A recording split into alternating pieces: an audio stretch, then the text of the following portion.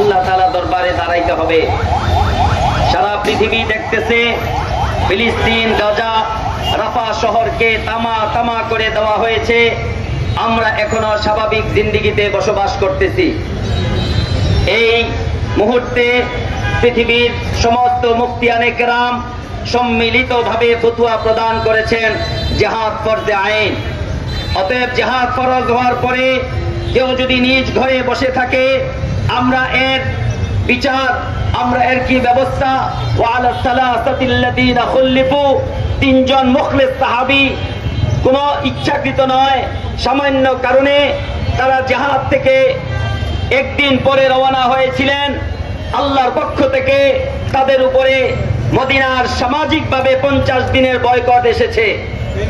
অতএব আজকের দিনে আমাদের উপরে জিহাদ ফরজ হওয়ার পরেও যদি আমরা নিজ নিজ ঘরে বসে থাকি, ফিলিস্তিন গাজা পর্যন্ত পৌঁছার চেষ্টা না করি, আমরাও জিহাদ পরিত্যাগ করার কবিরা গুনাহে লিপ্ত হব প্রতি মুহূর্তে।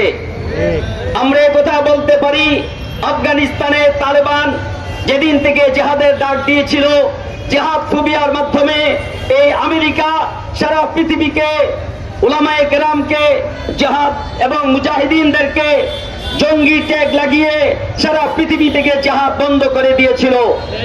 এবং বাংলাদেশে ফ্যাসিস্ট সরকার বিগত 16 বছর উলামায়ে কেরামকে, মুজাহিদিনদেরকে সন্ত্রাসী এবং জঙ্গি ট্যাগ লাগিয়ে জিহাদ শব্দটুকু পর্যন্ত উচ্চারণ করতে দেয় নাই। আজকে পৃথিবীব্যাপী আমেরিকা এবং তাদের দোসরদের জিহাদ ফোবিয়া, জঙ্গি ট্যাগের কারণে সারা পৃথিবীর মুসলমান যখন জিহাদ ছেড়ে দিয়েছে, আজকে হাদিসের ভাষ্য অনুযায়ী আমাদের উপরে কি পরিমাণ লাঞ্ছনা, অপমান চাপিয়ে দেওয়া হয়েছে। রাফা শহরটিকে একেবারেই শেষ করে দেওয়া হয়েছে, বাইতুল মুকাদ্দাসের উপরে হামলা হয়েছে। এর থেকে বড় অপমান মুসলিম জাতির জন্য আর কি হতে পারে? এই জন্য আমাদের দাবি, 1 নম্বর, বাংলাদেশ সরকারের কাছে আমরা আগেও দাবি জানিয়ে এসেছি, হেফাজত ইসলামের 1 লক্ষ কর্মীকে ফিলিস্তিনের ভিসার ব্যবস্থা করা হোক। আমরা আমাদের পরিবার থেকে, আমরা আমাদের রাষ্ট্র থেকে, আমরা আমাদের মাতৃভূমি থেকে শেষ বিদায় নিয়ে আমরা আমাদের রক্তগুলো ফিলিস্তিনে, গাজাতে লুটিয়ে দিতে চাই। দ্বিতীয় দাবি, আমাদের এদেশে যত ইসরায়েলি পণ্য আছে, আমেরিকান পণ্য আছে, সবকিছু রাষ্ট্রীয়ভাবে নিষিদ্ধ করতে হবে।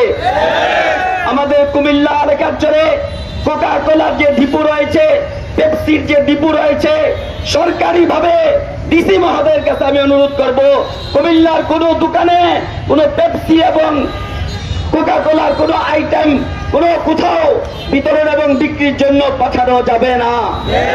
অথবা পরবর্তী পরিস্থিতির জন্য প্রশাসন দায়ী থাকবেন, আমরা নয়। কুমিল্লার কোথাও ইসরায়েল কোনো পণ্যের, বিশেষ করে কোকা কোলা, পেপসির কোনো বিলবোর্ড কোনো দোকানে থাকতে পারবে না। আমরা 24 ঘন্টা সময় দিচ্ছি দোকানদারদেরকে, সমস্ত দোকান থেকে পেপসি এবং কোকা কোলার বিলবোর্ড যদি আপনারা একদিনের ভিতরে নামিয়ে না ফেলেন, আমরা এরপরে কর্মসূচি দিব। এর পরবর্তী ব্যবস্থা প্রশাসনের উপরে বর্তাবে।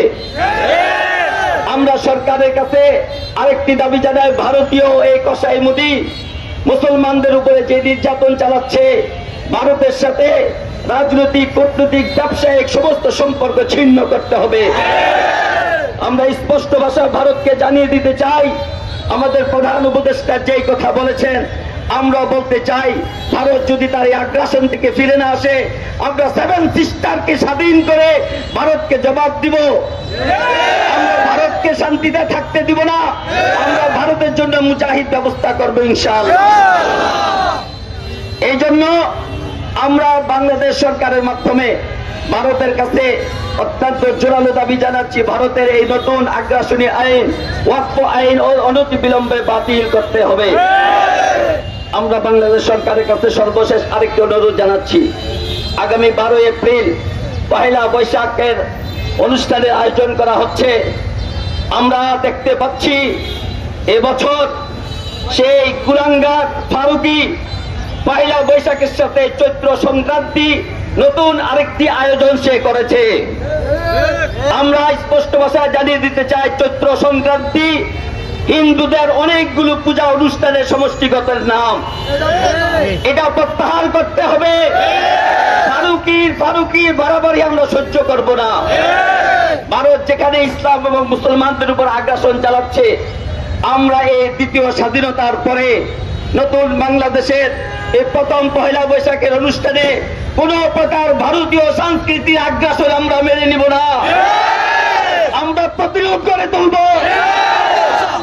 রাষ্ট্রীয়ভাবে মঙ্গল শোভাযাত্রা নিষিদ্ধ করা হয় না, শুধু শোভাযাত্রা লেখা হয়েছে। অতএব মঙ্গল শোভাযাত্রায় কেউ যদি আবার নতুন করে চিন্তা করে, আমরা স্পষ্ট তাদেরকে প্রতিরোধ করব। ভারতীয় আগ্রাসনের কারণে এই দেশ এবং ভারতের মুসলমানেরা নির্যাতনের শিকার হচ্ছে। ভারতীয় আগ্রাসন প্রতিরোধ করতে আমরা আগামী 12ই এপ্রিল পয়লা বৈশাখ পুরা কুমিল্লাকে আমরা অভ্যাস বসে রাখবো। ভারতীয় সংস্কৃতি যদি এদেশে কেউ বাস্তবায়ন করতে চায়, আমরা তাদেরকে প্রতিরোধ করব। আমরা প্রশাসনকে এই বিষয়গুলোর দিকে দৃষ্টি দেওয়ার জন্য বিশেষভাবে অনুরোধ জানাচ্ছি। আমরা আজকের যারা